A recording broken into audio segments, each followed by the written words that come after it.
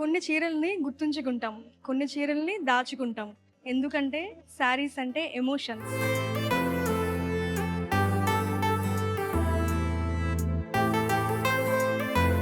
ప్రతి ఒక్కళ్ళ వార్డ్‌రోబ్‌లో ఉండాల్సిన బెనారస్ టిష్యూ శారీ అండి ఇది.